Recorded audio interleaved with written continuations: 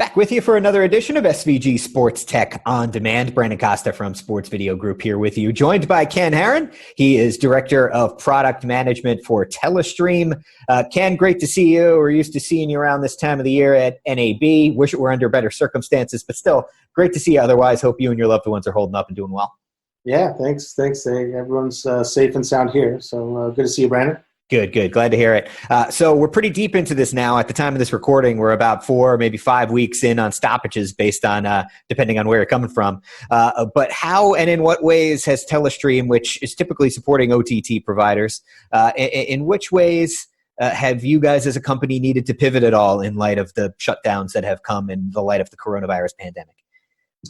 So there's obviously, as a company, we've taken the same measures that I think a lot of our customers have where, every office is currently shuttered. Everybody's sort of adopted a work from home strategy. And,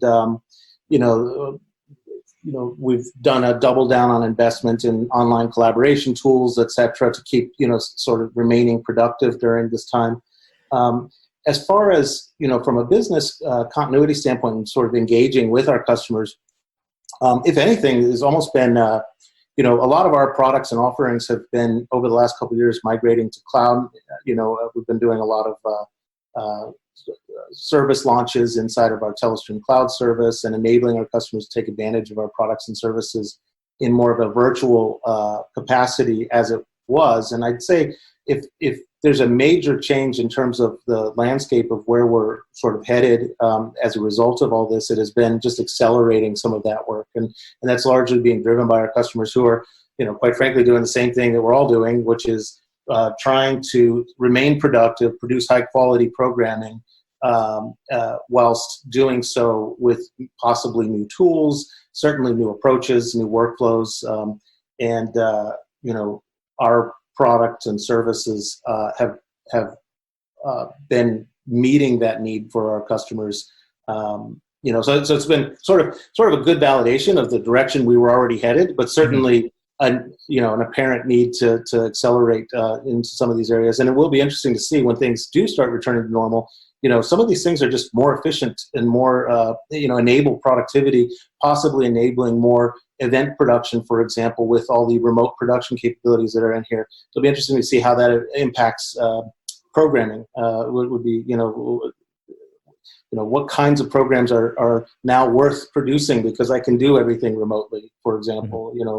It's so anyway, that's a long-winded way of saying, what we're doing. Yeah, for sure. Interesting times. But it's also still the spring tech season, so lots of announcements still coming out. So from Telestream's perspective, what updates, new features, new products do you guys have in store for your customers?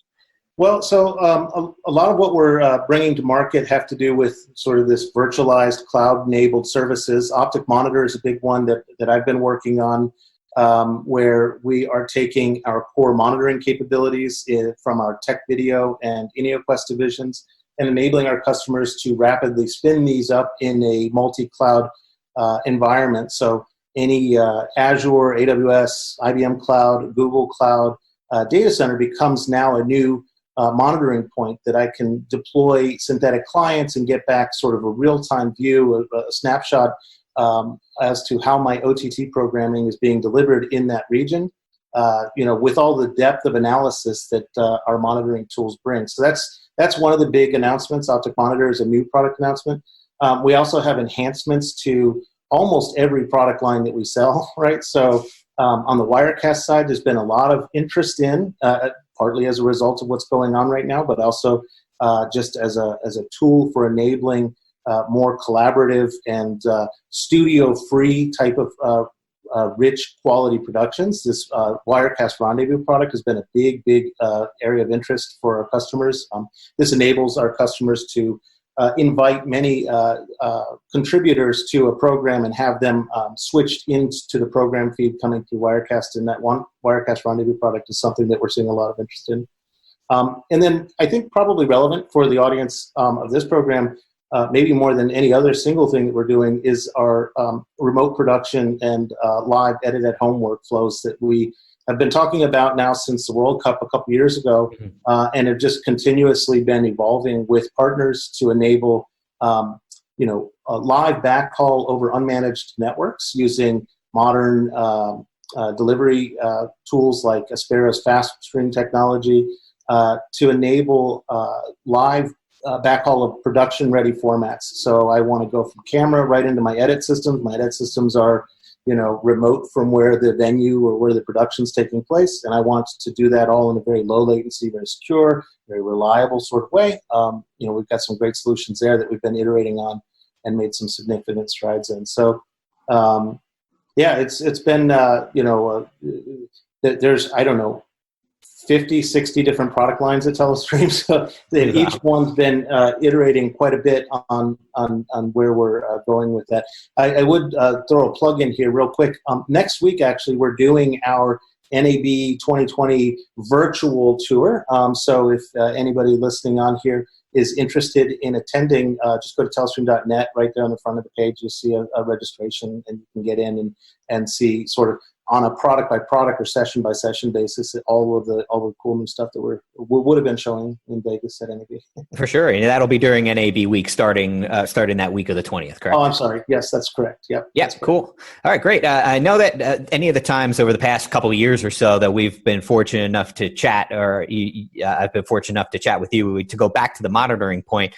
You've talked a lot about how the maturation on that side of the industry has come a long way, and how clients want more tools, they want more information, they want to go deeper into solving their challenges when they face them during a live stream, whatever it may be. I'm curious, and maybe they've changed over the past 4 or 5 weeks, or maybe they haven't. What's maybe a general trend or a common theme that you're seeing emerge in your conversation? It can be specifically with sports, but can branch out larger if it warrants it.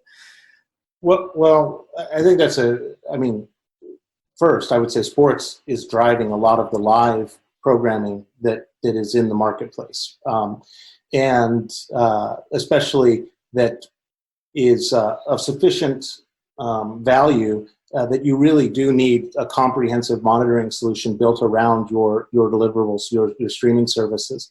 When I first joined the monitoring divisions here at Telestream and started getting familiar with the products, it was clear that the largest percentage of the customer base was the traditional cable operators who owned their networks and owned the distribution all the way out to the viewer, and who really understood the value and need for robust sort of end-to-end monitoring and analysis. And what I've seen, maybe it's a change that it's not really a change. It's an adoption that's been happening for as long as I've been working on this stuff, but it's really been accelerating the last couple of years as our customers are starting to offer more and more direct consumer OTT services and reaching their audience direct and needing to, there's just a tremendous amount of value that maybe wasn't there in the past in the streaming products. I think this is an anecdote. You see this quite often. The streaming guy used to be like hey, here's my website developer, and hey, can you put my streams up on my website? All the way through now to, in many cases, there's an OTT only type service, that's reaching the audience. The only way I'm monetizing my rights packages is through OTT services. It's become a dominant way of reaching an audience with a quality product. So now, we're seeing a huge, huge uptick in the number of broadcasters, programmers, rights holders, venue operators, sports organizations, et cetera, that are not only launching their own direct consumer OTT services, but also needing to provision the resources to support that. And part of those resources include, robust monitoring around how that service is being delivered. So that's sort of, one aspect that just the number of people that are placing enough importance on what they're delivering as an OTT service and want that sort of level of visibility that I think that, traditionally would have been somebody like a cable operator, maybe a CDN, who would have really been the people investing in that. Now it's ubiquitous. The second part of that is what they're looking for in that monitoring, right? So it used to be, is the stream there, or is the channel being delivered? And now it's, is it performant as it's being delivered in very nuanced ways? Is the quality of the programming that's being delivered very good? Is it properly decorated with signaling that enables me to monetize it with ads? Or is it being properly, are my rights policies being properly enforced, blackout rules, et cetera? And so being able to sort of rapidly spin up a monitoring infrastructure layer that gives me back that kind of feedback is something that's been increasingly and abundantly clear with our customers.